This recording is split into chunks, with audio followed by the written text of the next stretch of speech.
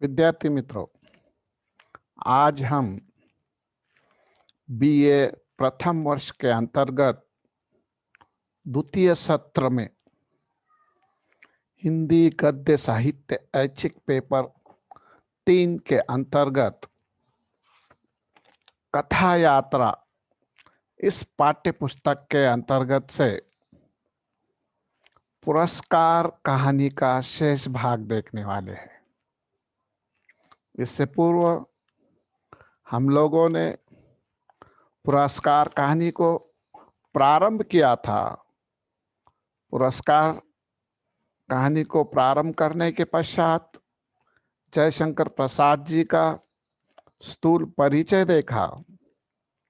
किस प्रकार से यह बहुमुखी प्रतिभा के धनी रचनाकार है, यह हमें इससे अवगत हुआ और उसके पश्चात हमने पुरस्कार कहानी का प्रारंभ किया था। कुछ अंश में या कुछ उसका भाग हमने इससे पूर्व देखने के पश्चात शेष भाग जो है हमारा, अब हम इस तासिका के अंतर्गत आप लोगों के सम्मुख रखने जा रहे हैं। देख लीजिए, हमने देखा कि पुरस्कार यह एक ऐतिहासिक पृष्ठभूमि पर आधारित कहानी है। पुरस्कार इस कहानी में हमें दिखाई देता है कि महाराज जो है प्रतिवर्ष की भांति इस वर्ष भी कृषि महोत्सव का आयोजन करते हैं। कृषि महोत्सव के अंतर्गत यह परिपाटी हुआ करती है कि स्वयं महाराज जिस खेत का चयन किया जाता है उसमें हल चलाते हैं और उस खेत मालिक को चौगुनी जो है तो क्या है रकम देते हैं। इस समय इस वर्ष मधुलिका का जो खेत है वो चयन किया गया। महाराज उसमें हल चलाते हैं, मधुलिका स्वयं उन्हें बीज देती है और ये सारा दृश्य राजकुमार अरुण जो है तो देखता है, किंतु उसका लक्ष्य केवल और केवल मधुलिका के सौंदर्य को निहारने में ही क्या है रहता है। अंततः महाराज द्वारा मधुलिका को चौगुनी राशि के रूप में स्वर्ण मुद्राएं दी जाती है, किंतु मधुलिका इस स्वर्ण मुद्राओं को स्वीकार करने के लिए तैयार नहीं। वे कहती है कि मैं जो है तो मेरे पितृपितामह की जो जमीन है उसे बेचना अपराध समझती हूँ और सारे के सारी मुद्राएं महाराज के ऊपर न्यौछावर कर देती है। और वहां से वो जो है तो हमें दिखाई देता है कि इस प्रकार का कार्य करने पर जो मंत्रीगण हैं और महाराज है वो उस पर थोड़े बहुत खफा हो जाते हैं, क्रोधित हो जाते हैं। किंतु सिंह मित्र की वो एकमात्र कन्या होने के कारण महाराज को स्मरण होता है कि सिंह मित्र की कन्या मधुलिका के पिता का जो है तो क्या है मगध राज्य के लिए जो है तो क्या है बड़ा कार्य उन्होंने उनके जीवित समय में किया हुआ है और वो जो है तो उसलिए उसे जो है तो क्या है क्षमा कर देते हैं। और रात्रि के समय में मगध का राजकुमार अरुण मधुलिका के पास आकर उससे प्रणय निवेदन करता है, किंतु वो उसे अस्वीकार कर देती है। राजकुमार भी चला जाता है और वो भी अपना जीवन जो है तो आजीविका चलाने के लिए जो है तो क्या है कार्यरत रहते हुए आगे हमें देखने के लिए मिलती है। देख लीजिए, इस घटना के 3 वर्ष बीत जाते हैं। मधुलिका खेती में काम करके अपनी आजीविका चलाती है। वो रूखी सूखी खाकर अपनी झोपड़ी में रह रही है। शीतकाल के वर्ष शीतकाल में वर्षा हो रही है, रात्रि का समय था, मधुलिका की कुटीर टपक रही थी। तभी अरुण पुनः उसके पास आश्रय खोजता हुआ आया। वो मगध से निर्वासित कौशल में जीविका को खोजते हुए आया था। इस बार मधुलिका ने उसका स्वागत किया। उसके साथ सैनिक भी थे। वो नए राज्य की स्थापना की क्या है बात कर रहा था। यानी कि हमें दिखाई देता है मधुलिका यकीनन राजकुमार से क्या है प्रेम करती है, उसे वो चाहती है, लेकिन अस्वीकार करने के बाद और हाथ से उसके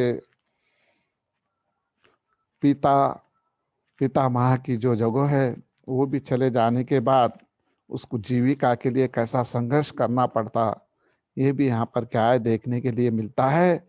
और इधर अरुण को भी जो है तो क्या है हमें दिखाई देता है, राजकुमार अरुण को भी जो है तो दूसरे तरफ आश्रय लेने की जो है तो स्थिति निर्माण होती है।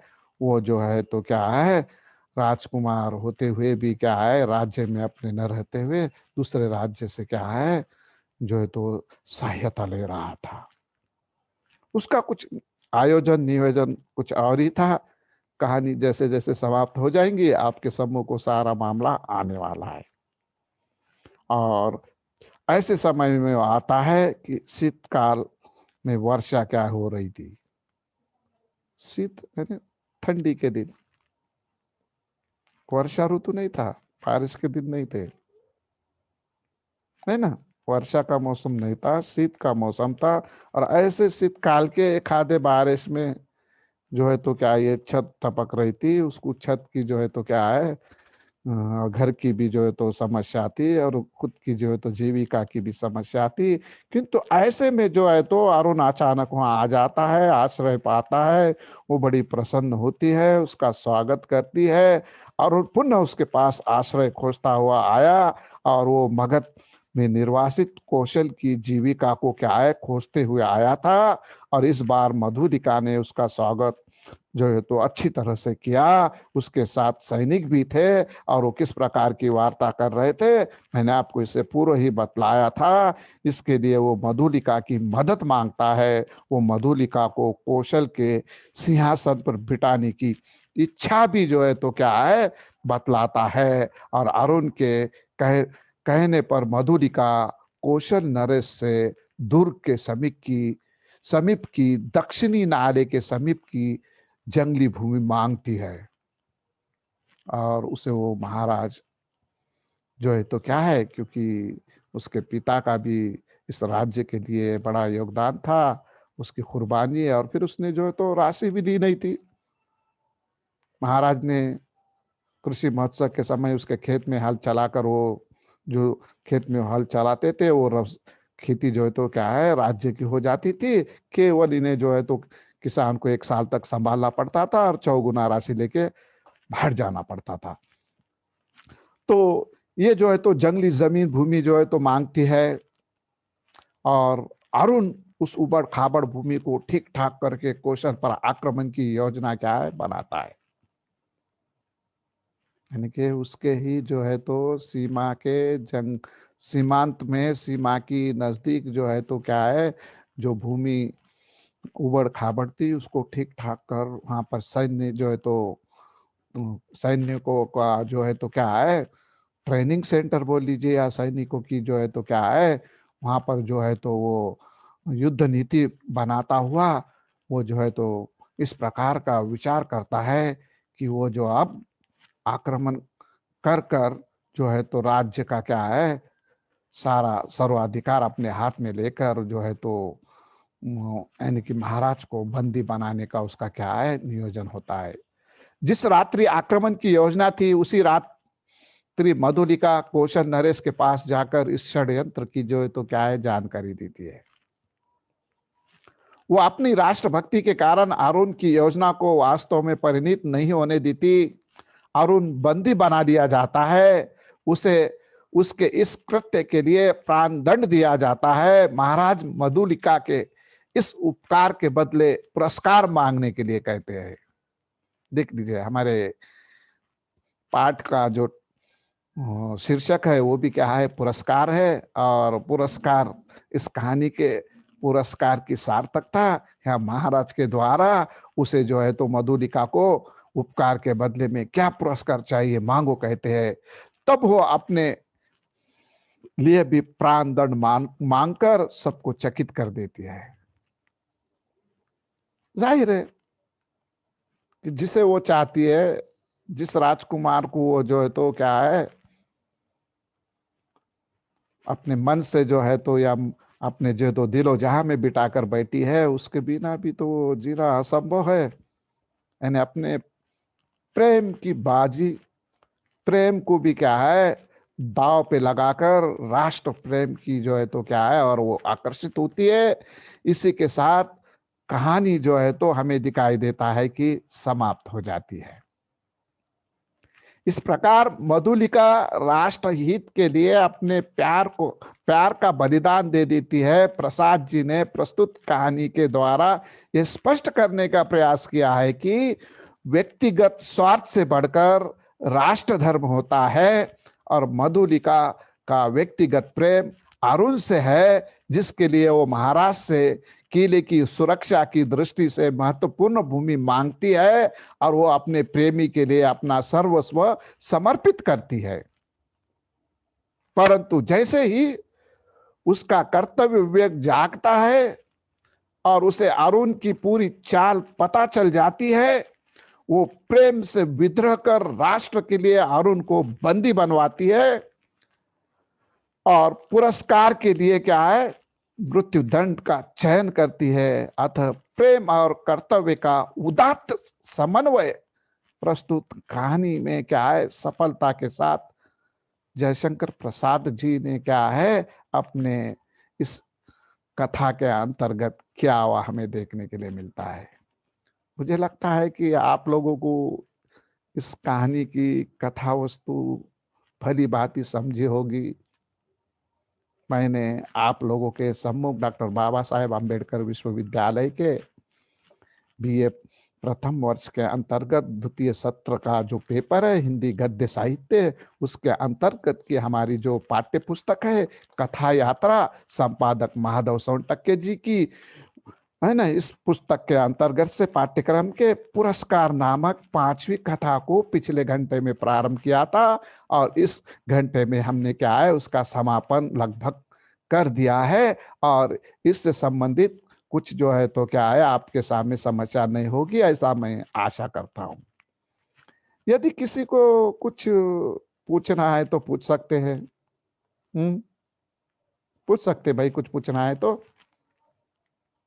खैर देख लीजिए हमारे पास अभी काफी समय है, समय का सदुपयोग करते हुए हम लोग फिर से इस कहानी के सार को मैं आप लोगों के सम्मुख रखते हुए क्या है समापन करने का कार्य करता हूं।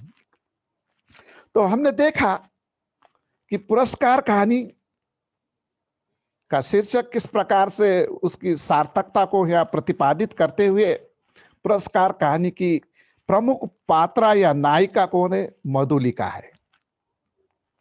संपूर्ण कहानी इसी के इर्द गिर्द घूमती हुई हमें दिखाई देती है। वह वीर सिंह मित्र की एकमात्र कन्या है। वो कृषक कन्या के साथ साथ अत्यंत रूपवती भी है। इसी सौंदर्य से मुक्त होकर मगध राजकुमार अरुण उसकी ओर आकर्षित होता है तथा उसके प्रणय निवेदन भी करता है, किंतु दुर्भाग्यवश प्रथमतः मधुलिका इस निवेदन को अस्वीकार करती है। पहले वो नहीं मानती, अस्वीकार कर देती है। हमने देखा मधुलिका एक स्वाभिमानी युवती है। वो अपने खेत से अन्यन प्रेम करती है। वो अपने पितामह की भूमि को बेचना नहीं चाहती, किंतु राजा बोले दल हले है, महाराज ने उसको जो है तो भूमि को क्या है चयन किया है और राजा के खिलाफ जाना राजद्रोह भी माना जाता है।